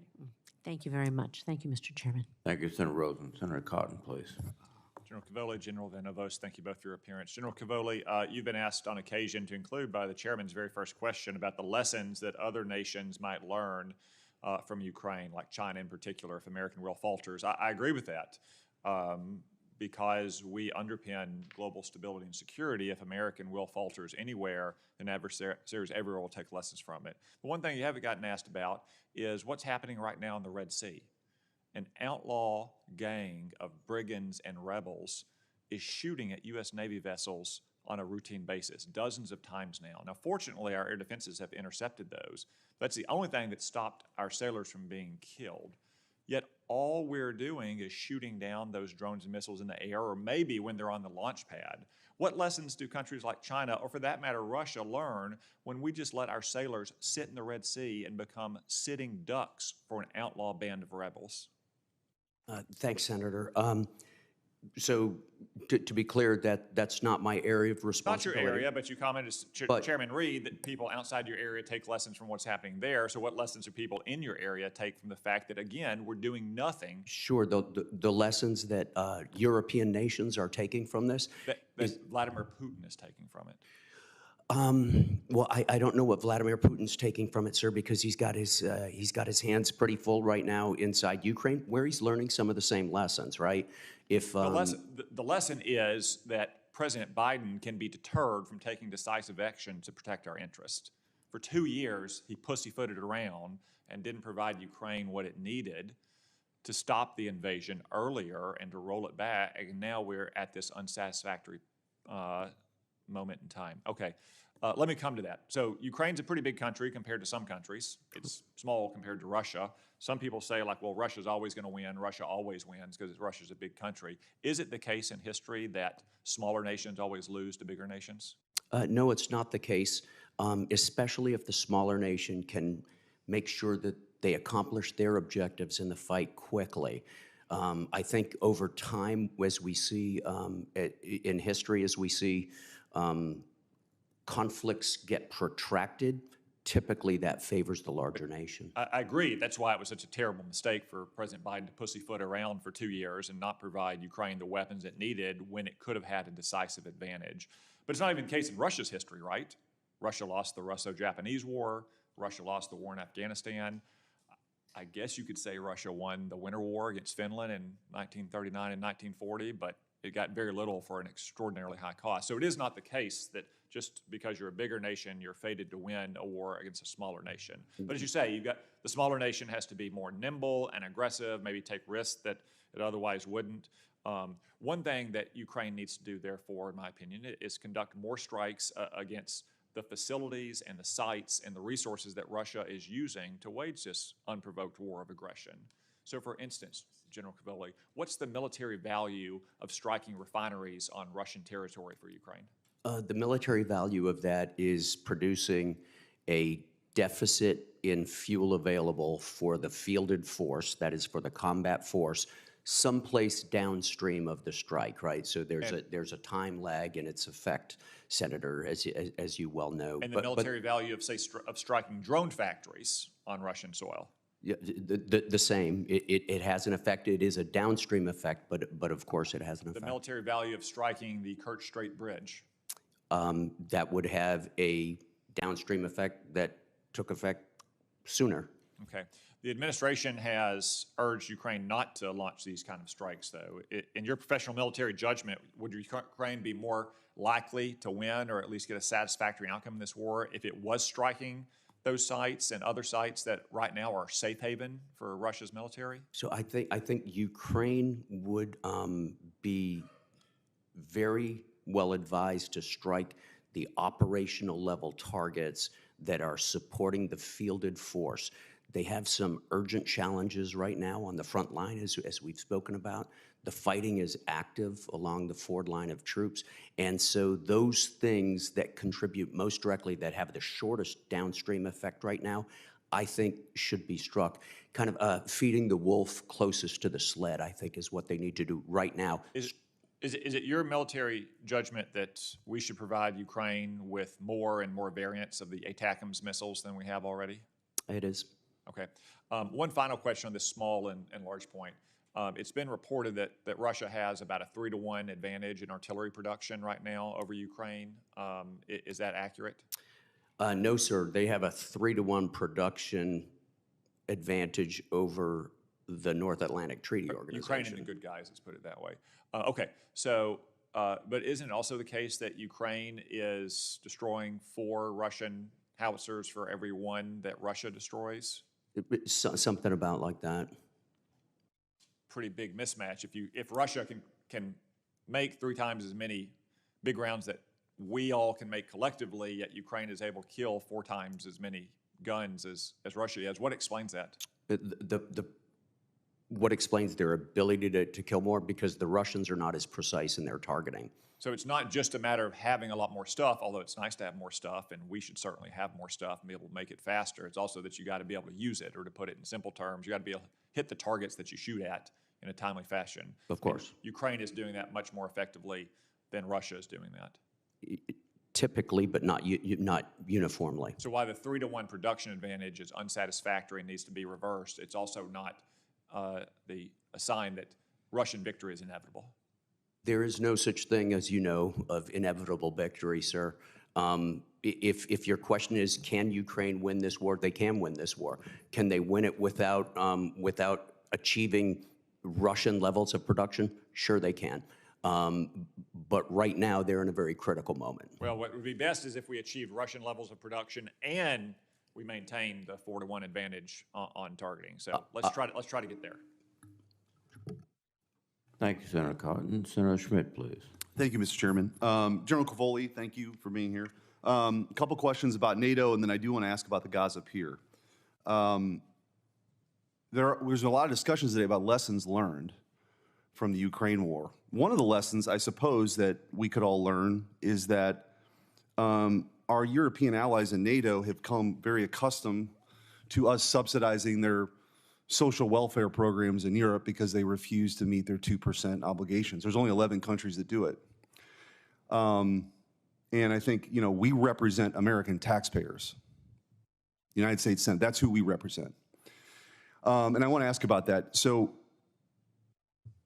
2%'s the target. Why is 2% the target? Why not 3%? Sir, because that's what was agreed to at Wales some years ago.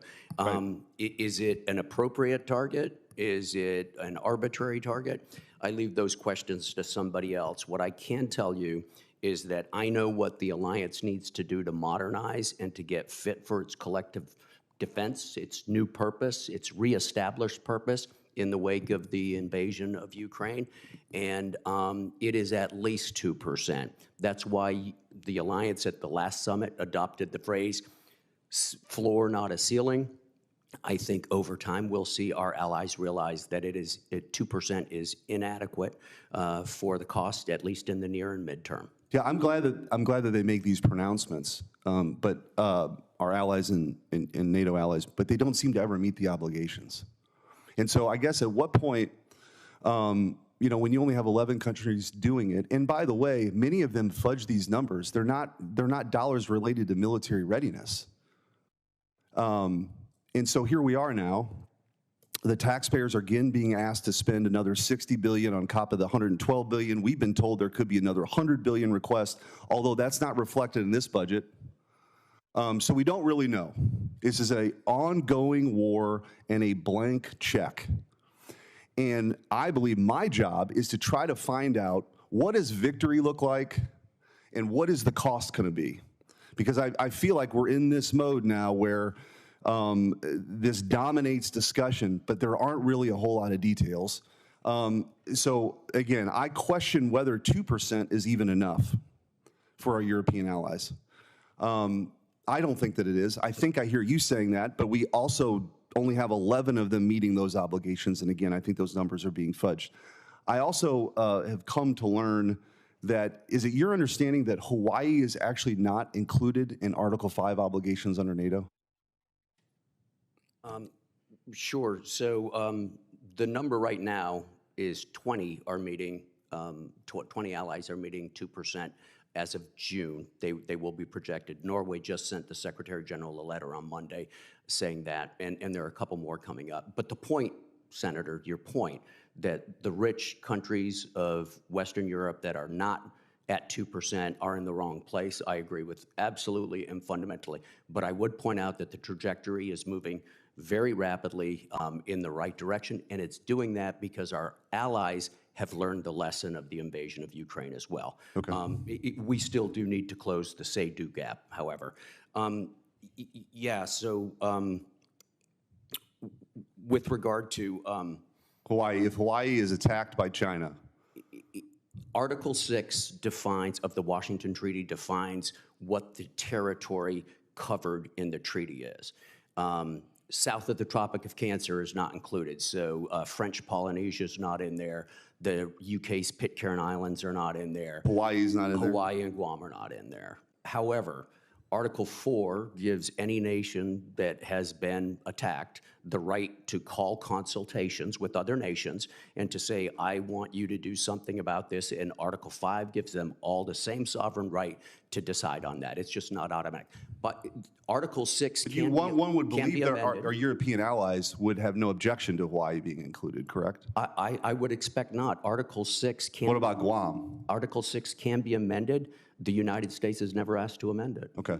I'm deeply troubled by Macron's comments, I guess about a year ago, that that Europe doesn't need to be dragged into a war in the Pacific and follow the United States, something to that effect.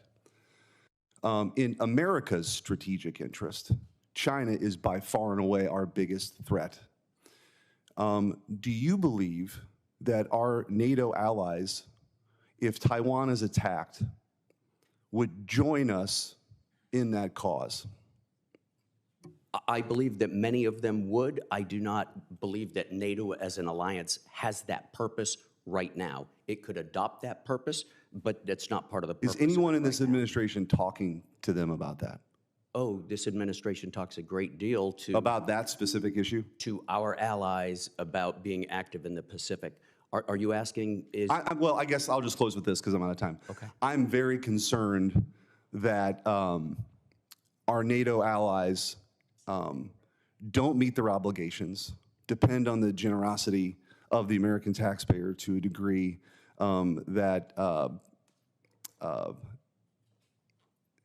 it's very concerning to me. And when you hear comments from the leader of France that they don't want to follow the United States into potentially a war in the Pacific, potentially with our chief adversary, China, that raises a lot of concern. So anyway, I appreciate your service and what you do.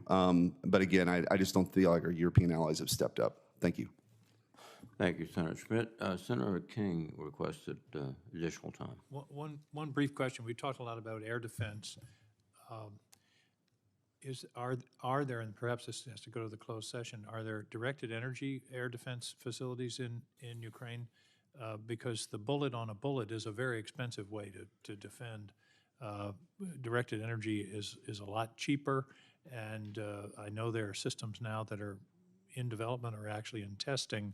Is that an option that we should be pursuing in terms of our support for air defense in Ukraine? It is an option that we could pursue, Senator, and your points about the cost ratios and the reload ratio, speed of directed energy is very important. It's obviously a big part of the future of missile defense specifically and counter drone defense specifically. There are some systems that we're working with out there. There are a lot of power problems, as you know, associated with it still. We haven't fully realized its potential. With regard to Ukraine, it'd be great to speak to you just a moment about that in closed session. Thank you. Thank you, Mr. Chairman. Thank you, Senator King. Senator Schmidt also has an additional question. Yeah, thank you. Thank you, Mr. Chairman. I did not get to the Gaza pier, so I apologize. General Van Ovost, I did want to ask you, I know there's been discussion about this effort to this Gaza pier for humanitarian aid. I have concerns, and I don't think they're alone. I don't think I'm alone in concerns about what that means for our American troops or personnel that would be engaged in this activity. What is your understanding of what this looks like? What could be done if this is happening? What can be done to ensure that American lives are protected? Yeah, thanks. When I think about what we do at Transportation Command, we provide transportation for these capabilities around the globe, and we help exercise them. We do it almost every year as we bring all of the elements together to do joint logistics over the shore or even airdrop for humanitarian aid. We put processes and we exercise these things, so we have a great understanding of what it takes to build a pier and a discharge facility and to offload and to move humanitarian goods. We've done this actively for the Haiti earthquake in 2010. So when we think about the new, what is the strategic environment associated with doing this in Gaza, obviously I forward that to the Geographic Combatant Commander, to CENTCOM, so we're working diligently with them on the planning, and I can tell you that force protection is our #1 concern. And if I could add to that, Senator, so obviously with the transfer of Israel from the EUCOM area of responsibility to the CENTCOM area of responsibility, we get a combined effort there now. So the protection is combined between US EUCOM and CENTCOM, depending on which exact part of the operation we're talking about. Eric Carrilla and I have been in very intense conversation about this. More importantly, in our maritime components, we've been in very, very close planning on this. It's not without danger, but we know how to handle it, sir. Well, and I guess just to color in a little bit of detail to the extent, I know it's just been, the Gaza pier has been sort of talked about, but what's your understanding of who's receiving the aid? I guess we've vaguely heard of NGOs, but again, this is in a very dangerous part of the world right now with a lot of people who don't like the United States of America. So I guess, what's your understanding of more the details as it stands today? Sir, so that part is inside General Carrilla's AOR, inside CENTCOM, and I know that this is a fast-moving story as we go forward, and I'd hesitate to give you an answer. That's fine. I can refer to him for you. We'll follow up on that. Thank you, Mr. Thanks, Chairman. sir. Thank you. Thank you, Senator Schmidt. I've been informed that Senator Sullivan is on his way, but I have an additional question. There's been discussion back and forth, and a very, I think, useful one, about what happens if the Ukrainian government fails. And my sense, and I just ask for your opinion, General Cavoli, is that if we fail in Ukraine, Russia is more likely to conduct operations against other countries. So if we really want to diminish a potential conflict between NATO, the United States, and Russia, succeeding in Ukraine is a fundamental obligation or... Sir, I agree. I think the biggest single change we can make in our deterrent posture for the better is for Ukraine to win. And there's been comments about the contribution of our allies, but the reality is that in many other ways, which are absolutely critical to the success of Ukraine, our allies are far outpacing us in humanitarian assistance and absorption of immigrants, very costly programs. But without those programs, essentially Ukraine would not be able to concentrate on the battle. Is that accurate? Yeah, absolutely, Chairman.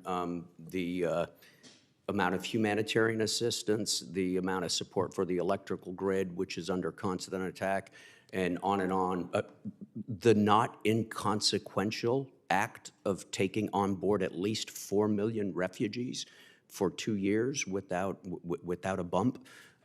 These are important contributions too. Some of them are less tangible, sir, but they are contributions. Inside the military sphere, I really have to point out there are some things that we provide a lot of, and in the aggregate, we are certainly providing an awful lot. But there are some things that are 100% provided by people other than the United States. Petroleum products for the use, the fuel for the force, 100% from allies, all of it. Tanks, more than 90% of the tanks that we've given to the Ukrainians came from allies, not from us. Fighter jets, 100% of them have not come from us. And I could go on and on. So it's really important for us to recognize the value of our contribution and to justify. It's important for me to be able to justify to members and constituents the value proposition for America in these contributions, but we shouldn't lose sight of the fact that our allies are contributing as well. In fact, just my impression, it might be yours, is that the European allies and NATO and other countries in Europe have far exceeded any expectations we had when this fight began. I'm impressed, I think, in the terms of, and it's for their own self-interest and self-protection, but it is a... I agree with that, not just in terms of what they're giving to Ukraine and the support they're giving to Ukraine, but in terms of what they expect of themselves to contribute to the alliance. So both of those tracks. It's I would never have guessed this in 2021, Chairman. I was in the same sense of disbelief as you were, sir. Let me recognize Senator Sullivan. We're trying to keep to 5 minutes. We have to adjourn at 10. Thank you, Mr. Chairman. Generals, good to see both of you. Thanks for your great work. General Cavoli, I want to dig into a little bit more about a couple issues. One is the extent to which the authoritarian regimes in the world, who are all on the march, China, Russia, Iran, North Korea, are cooperating. I'm sure you're seeing this, but can you spell that out a little bit more? I mean, one of the things that I talk about with this national security supplemental, I don't even like calling it the Ukraine supplemental or the Ukraine aid bill because it's actually not accurate. The more accurate way to pick that bill is we have authoritarians all working together, clearly aimed at us. They hate us. And we need to be strategic in our response. And we also need to recognize that our own industrial base has atrophied dramatically. It has. And so I like to call this national security bill the Revitalizing America's Industrial Base Act, because 60% of it goes directly into our ability, America's ability, to produce weapons for us. Everything from nuclear subs, which Xi Jinping is scared to death of, to 155 millimeter howitzer rounds. So can you talk a little bit more about how these dictatorships who don't like us, now we don't like them, are all working together and what that means in terms of strategy? Absolutely, Senator. First of all, I think the way you've characterized this is spot on. These are not our friends. These are countries, these are regimes that wish us ill and are taking active measures to deliver us ill. So there's practical cooperation. There's practical cooperation on an economic level. That is, China becomes Russia's salvation economically, right, by absorbing its gas output. Other countries do the same. And oil. Other countries do the same. There's direct military support, right? DPRK loads up train loads of artillery shells and sends them, and those artillery shells are exploding over Ukrainian heads every day. Yeah. And on earlier we discussed the creation of a Iranian-based drone factory to reproduce the Shahed 136 inside Russia. Right. Those were exploding over Ukraine this morning early. Yeah. So it's very practical. More distressing, though, is the fact that these countries seem to be forming an intensifying bond that they intend to use geopolitically to weaken our position in the world, which will inevitably hurt our own interests and our own citizens. Let me ask a related question. You know, you read about it, and some commentators, actually some of my colleagues, have kind of come up with this new theory about deterrence being divisible. let me unpack that a little bit more. So, again, with these authoritarians working together, you could have a situation where Putin rolls over Ukraine eventually, but if we don't provide any more military aid, by the way, do you think that'll happen? I mean, if at the end of the day, the U.S. is pretty much right now like, hey, sorry, we're going to build out our industrial base, which we need to do, but we're not sending anything else to you. Good luck. What do you think happens? If we don't continue to support Ukraine Let's just say right we now? stop. A couple of my colleagues just want to stop everything right now. Nothing. Yeah, Zero. sure. Zilch. What'll happen? Sure, that's easy. They run out of 155. They run out of air defense interceptors. And, you know, as I said yesterday in the House, the side that can't shoot back loses. Okay. So, but there's this notion, it's out there. I don't think it really works with the facts on the ground. I don't think it works with history if you read it. I don't think it works at all, but the deterrence is divisible. You can let Putin roll over Ukraine, but we're gonna send that signal to Xi Jinping and the Taiwan Strait. We're gonna be really strong with Taiwan. You think deterrence is divisible like that? Now, look, I don't think it, no offense to President Biden, but I think it's not divisible at all. His Afghanistan withdrawal signaled to the world that, hey, game on, let the authoritarian regimes roll. What do you think about this idea that somehow deterrence is divisible? You can be weak in Ukraine, but still strong in the Taiwan Strait, particularly when all these authoritarians are working together. Senator, I think that every action or every inaction we take sends a message. And I think that people all over the world listen for that message. And those messages are always global. They cannot be sent to one audience at a time. So I agree. My final question, General, you are an undisputed Russian expert. One thing that always kind of, and I've pressed the DNI on this, I don't understand why we don't do this. These authoritarian regimes, one of the things that they're starting to do is messing with our most precious institution, and that's elections. We are a republic, a democracy. We elect our leaders. These dictators would never stand for fair elections because they probably wouldn't win. Certainly Xi Jinping, Putin, one of their biggest vulnerabilities, the Ayatollahs in Iran, is they fear their own people.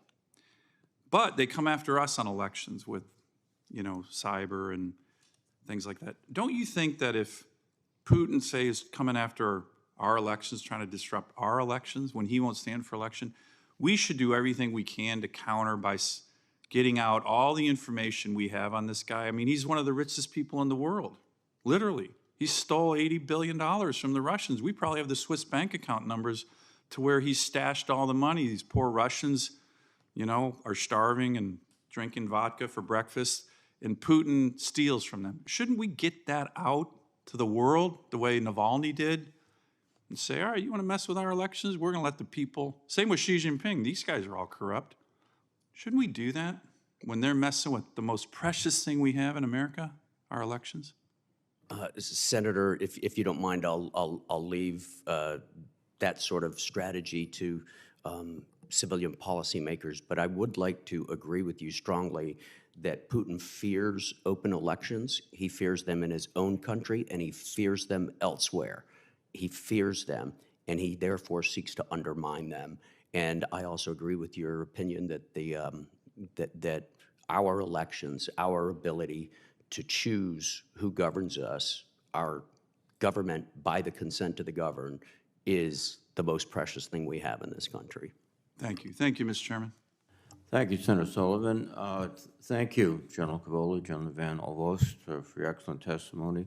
This will conclude the open session. We will reconvene at 12 noon in SEC 217 for the closed session, and thank you very much.